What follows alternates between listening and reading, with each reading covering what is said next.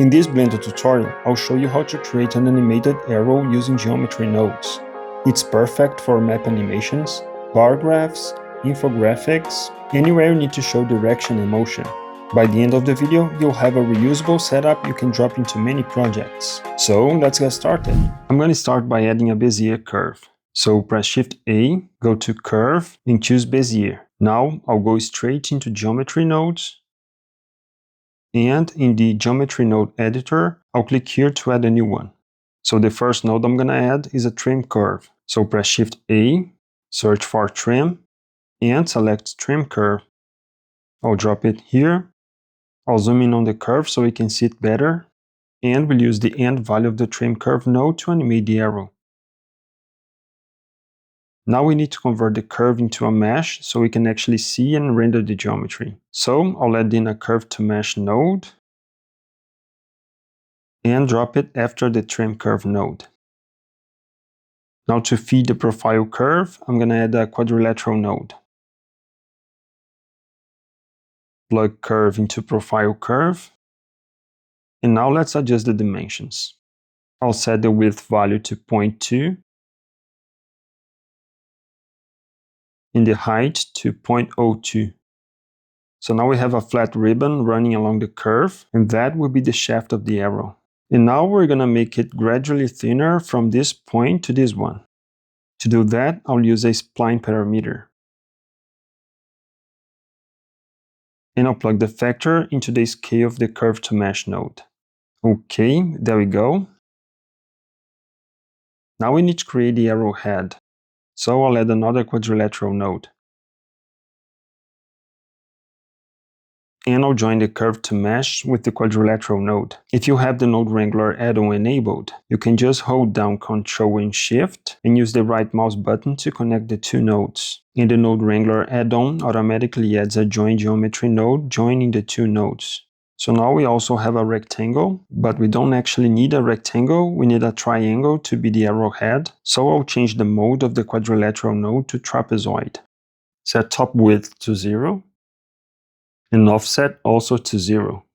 We also need to adjust the size, so I'll change the height to 0.36 and the bottom width to 0.49. Now I need to turn it into a solid face, so I'll add in a Fill Curve node. And I'll drop it after the quadrilateral node. Okay, so now we need to place it at the end of the shaft. And to do that, I'll use a Sample Curve node. But first, let me make some room here. The Sample Curve node basically finds a point on a curve at a certain distance from the start, and that's how we're going to find the position of the arrowhead. I'll plug the Trim Curve into the curve's input. Now we need something to attach the arrowhead to, so I'll add in a Points node. And I'll connect the position of the Sample Curve into the position of the Points node. So the Points node gives us one single point, and we just need to place this point at the tip of the curve, and that's what the arrowhead will sit on. So now we need an Instance on Points node. We use this node to take the point we made and place the arrowhead right on top of it.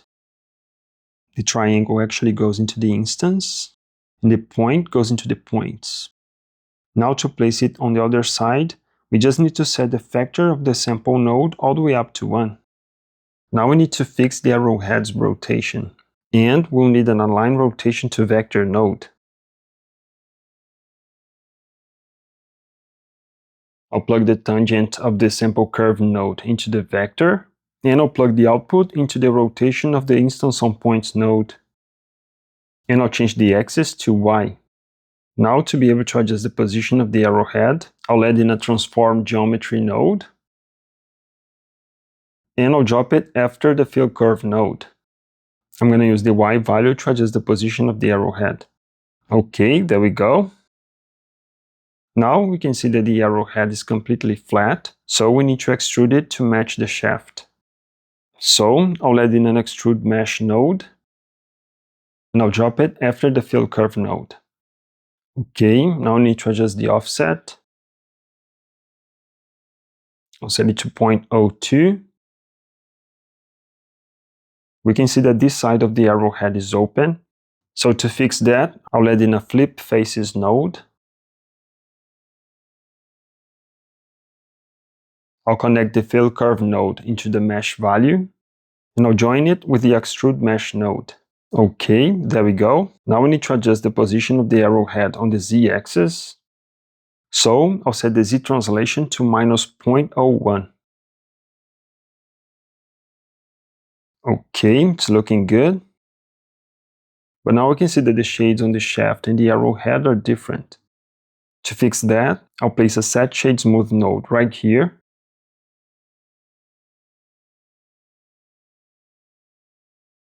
And with this value, I can decide if I want the shade flat or smooth for the whole arrow. And I'll keep it flat. I think it looks better this way. Okay, so here in the Trim Curve node, we can see how the animation will look like. Okay, doesn't look too bad. Now if I go to Edit mode, I can reshape the path of the arrow. And we can use the handles of the Bezier curve to do that. Let's see how the animation will be like. Yeah, looking good. But there's something that we need to fix. When I rotate this handle like this, I tilt the shaft. Now the arrowhead's not correctly aligned. So now we also need to align the arrowhead with the normal of the Bezier curve. To do that, we'll need another Align Rotation to Vector node. So I'll duplicate this one, drop it here, and I'll connect the normal of the sample curve into the vector of the new Align Rotation to Vector node. And I'll change the axis to X. There we go. Now it's going to be aligned no matter the shape of the Bezier curve. We can also go to the data properties and increase the resolution of the Bezier curve to make the arrow look smoother. Now I'll show you how to add a material to the arrow. I'll change the viewport to Material Preview so we can see the material. And we'll need a Set Material node. We can drop it here after joining the shaft and the arrowhead, so the material will be applied to the whole arrow. Now we don't have a material, so we'll go to the Shading tab. In the Shader Editor, I'll add a new material. I'll change the color to red.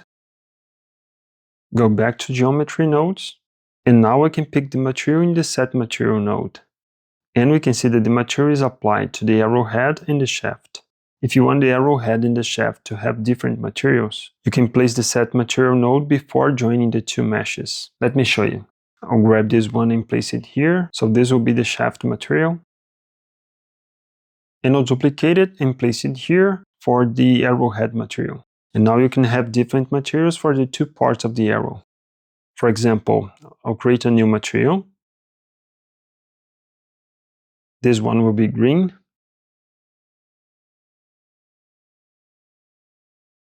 And I'll set it to the arrowhead. This is useful if you want to use the material to create a different effect for the shaft of the arrow.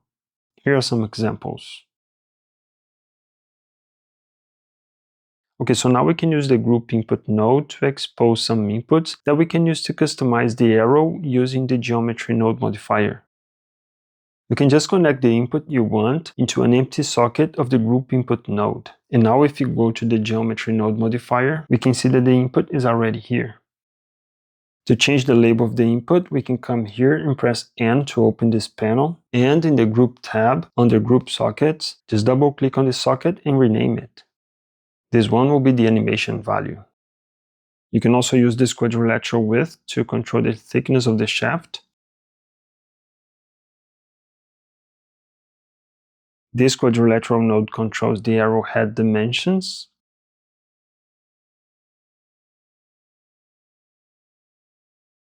You can also expose the materials. And remember to always rename the labels, because it'll be easier for you to customize it in the future. Now I want to add just one more node, because I want to be able to control the shape of the shaft. So here, after the spline parameter, I'll add a mix node.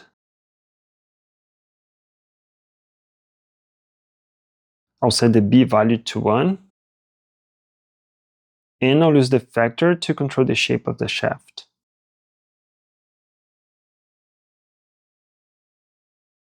Can add this one to the group input node as well.